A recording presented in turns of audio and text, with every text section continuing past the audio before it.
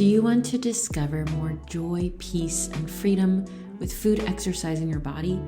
Here we bring a compassionate, holistic, and sustainable approach to fitness so you can fully enjoy the life you want and express your unique self with the world. I'm Michelle Roscoe, and I want to help you find fitness freedom. I'm so glad you're here. Hello. Good morning, good afternoon, or good evening, depending on when you're listening to this. As Mr. Truman would say, I am outdoors in my yard, so if you hear background noise, that is intentional.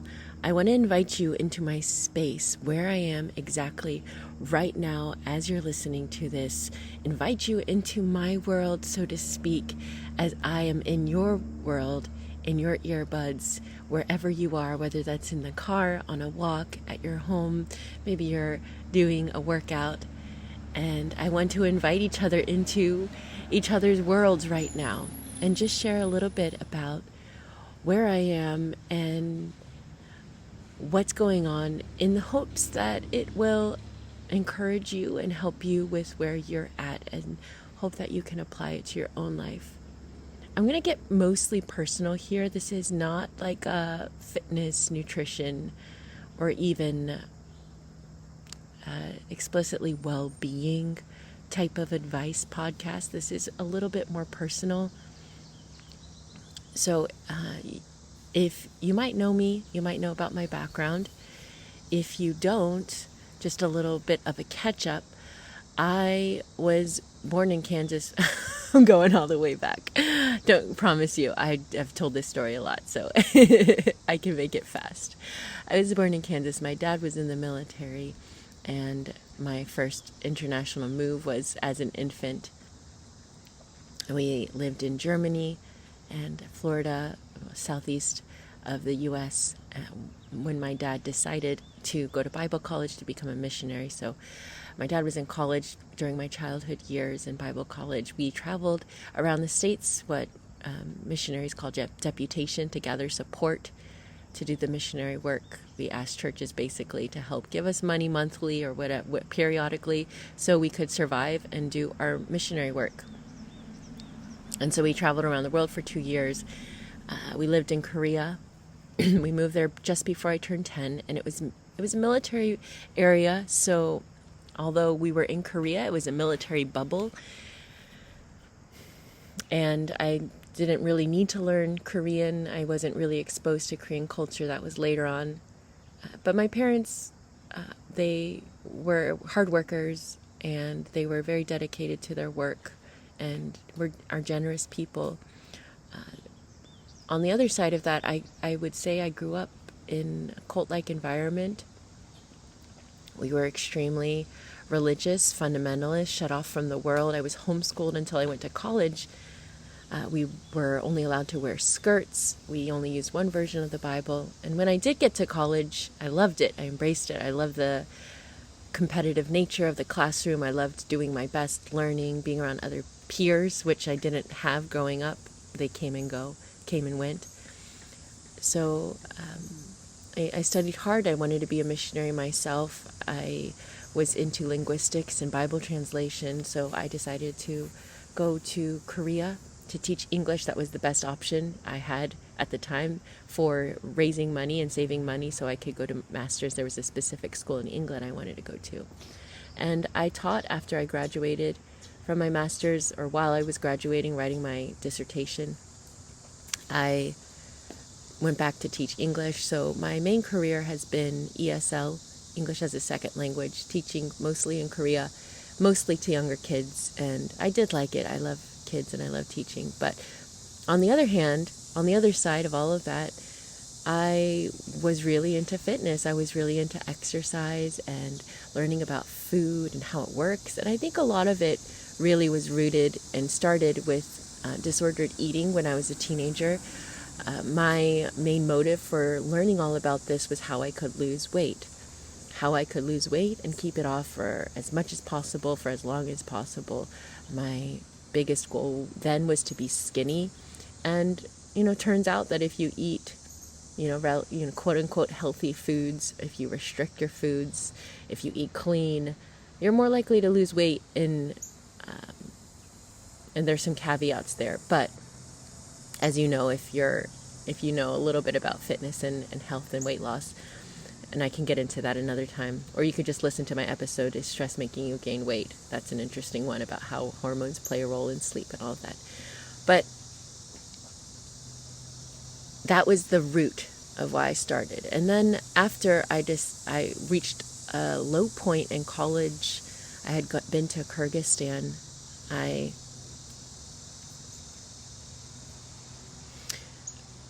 was severely restricting on that trip. I had digestive issues. I was extremely stressed.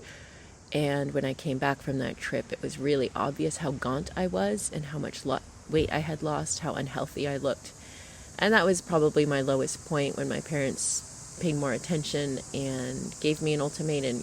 Michelle, you need to get better and go to counseling, gain some weight, which is, not the best, the best ultimatum, but they didn't know what to do at the time, and they were doing their best. Or you're going to have to go into a treatment facility. And I had goals. I wanted to graduate. I wanted to go to my master's. So I decided to gain weight and go to this counselor. I went to therapy for the first time in my life. And wow, was I out of it. Was I really out of touch with myself. Wow, I was really out of touch with myself for so many years. And I'm still coming into myself and coming into my body. It's a long process. But after I decided to recover, it was really lonely. It was really challenging. After I went to Korea, I was exposed to, the quote unquote, the real world. And I had let go of a lot of my rules by then. I was letting myself eat sugar. I was letting myself eat to fullness, which was something that was so new to me.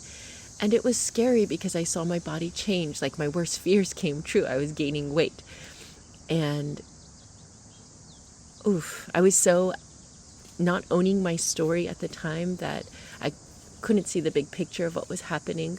But I do remember crying. I do remember feeling so much frustration with my body and not knowing what to do. I wanted to be healthy. I wanted to be active. I didn't want to completely let go, but I also wanted to let go.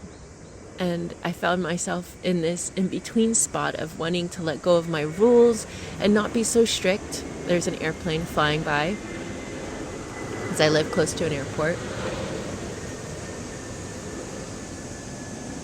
Again, I'm inviting you into my world. This is not polished. This is not what professionals say you should do on a podcast, but fuck that.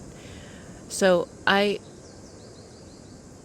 was in turmoil. I wanted to let go of my rules, but I didn't want to completely let go and just let myself go. And I was kind of tired of this cycle I found myself in, where I was like eating more than I would like and then restricting and making up for it. And it was just really confusing. And that continued to varying degrees. When I was stressed, it comes up more prevalently, my disordered eating mindset, and then behaviors. I can be really hard on myself. And at the same time, as I was teaching, I was getting dissatisfied with teaching and realizing this is definitely not what I want to do for the rest of my life. And I had this growing desire to do something with fitness. And at first it was just exercise. Like, I didn't even want to deal with food. I didn't want to deal with food with clients. It's too complex. I liked the exercise. Give me some exercises. Ask me about working out. I love it. And I even got a book to study for my certification, but I didn't follow through. I was too scared until it came time for us to move to America. So my previous partner decided she wanted to go to law school, and I was on board, and I was thinking, what job could I have while transitioning to the States again? We were living in Busan, Korea at the time. What job could I do? How could I do something that I could take with us if I start it now before we move back to the States? What could I do? So the timing was right. I was more primed. And even though it was scary, I did restudy that certification. I got my certification, and I was ready to start doing fitness classes and around that time, the pandemic happened. I had a teaching job lined up that fell through because of the pandemic. So it was, and because of the work situation, a lot of the income depended on me. And so I decided to invest in a large amount of money into a coaching program to help me get my business started, and I went all in. I've quickly realized that nutrition was a huge aspect of my clients reaching their goals. So I got a nutritionist certification as well, and I've gotten recertified in both of those since then in the last 3+ years. And I share all this to share my story and to kind of catch you up with where I am right now. I've been doing this for over 3 years, and I find myself in a similar situation to how I felt with food and exercise. I've done a lot of work in that area. I've learned so much, and by the way, education is one of the best things that you can do. Getting support and getting education is two of the best things I think you can do if you are struggling with food and exercise. Knowledge is power, and it guides you and gives you clarity on what are the best steps to take. But I find myself in a similar situation with my business where I feel like I want to let go, and I want to be free, and I want to have the freedom that I desired when I started this business, to be able to work from anywhere in the world, to be able to set my own hours, be my own boss. But I also don't want to let go completely where I am not doing any work, or I'm not being lazy, or I find myself in this midway point where in the last couple of years, business has not been the way that it started. It started off really fast, and I'm sure the pandemic contributed to that. My friends knowing that I was a fitness coach and getting excited to work with me, that helped. Kind of the opposite of what most businesses start with. And I find myself in this place where I desire most of all an ease. I desire most of all effectiveness. I desire most of all an expression of my full self in my work, and being honest, not putting on a front and not pretending to be a certain way, or not trying to be perfect. I am my own boss, and sometimes I can be a mean boss to myself. And I find myself in this place where I truly want to be free, and not just with my fitness, like I have discovered and how I want to help you discover, but free in my life, free to live my dreams, free to believe in that what I want is possible, free to express my full self and not put myself in a box. Whether that is maybe taking a break for a few days like I have in the last week, stepping away from things for a few days, free to not just talk about exercise and food or mindset, free to not pretend that I'm something that I'm not, free to do what I love and get paid for it, free to write, free to speak like I am right now, very freely, off script, just talking with you, free to be me, free to live the life that I really want, free to claim it, free to enjoy it and experience it all, and free to just exist. I'm using lots of E's because I'm obsessed with alliteration. As you now know, my background is in linguistics, and I love words, and I love writing, and I love speaking, and I love expressing myself. And what does that have to do with fitness? I'm still tying the dots to that, or maybe even doing something different. But I hope that this encourages you and gives you permission today, or whatever. I don't even have to assign what meaning it has for you. You can listen to this and assign it to yourself. I trust you. You're smart and intelligent. But I'm just here, you're in my world, in my backyard, with all of these noises, these background noises, and I am in yours, in your ears, wherever you are. And we are here connecting. And in a world where there's so much information, there's so much noise, and there's so many places that you could go, there's so much asking for your attention. Thank you for being here with me and connecting with me and just being humans together. I do want to encourage you to sit down, think about what you really want, give yourself some space. And I have so many thoughts that I could share and that I would like to share, but maybe in the future more of that will come up. If you would like to join my email list, I want to put a little bit more effort into that and write more about health, about my stories, about how it pertains to you, about how you can live a happier and healthier life. You can go to my website to get my emails. Just go to mlroscoe.com. It's in the show notes. If you look around for even just less than a minute, you'll find a link of how can I join your inbox, I believe is the current question. You can join my inbox. I could join your inbox. You can invite me in if you'd like.